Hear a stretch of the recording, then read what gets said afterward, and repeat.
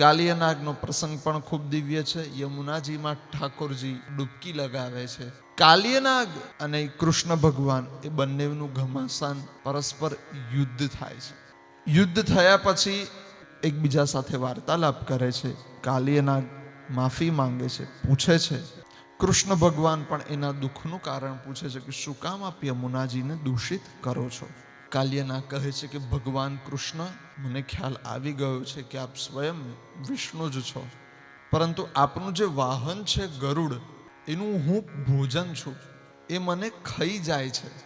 ત્યારબાદ નૃત્ય કરતા કરતા, યુદ્ધ કરતા કરતા જે ભગવાન કાલિયાનાગ ઉપર ફરે છે, એના કારણે શું થઈ ગયું હોય છે તો કે કાલિયાનાગના મસ્તક ઉપર ભગવાનના જે ચરણ કમલો હોય છે તે સ્થાપિત થઈ ગયા હોય છે.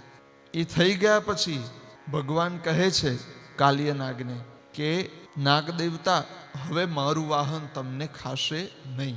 તો કે મારું વાહન ગરુડ તમારા મસ્તક ઉપર મારા પગલાં જોશે, એના કારણે સમજી જશે કે મારા પ્રભુનો આશ્રય આના ઉપર છે, મારે એને ખાવાનો નથી. કાલિયાનાગની લીલા પરથી આપણને શેનું મહત્વ ખબર પડે છે તો કે શું કામ આપણે વૈષ્ણવ તિલક કરવું જોઈએ, તે કાલિયાનાગની લીલા પરથી ખ્યાલ આવે છે.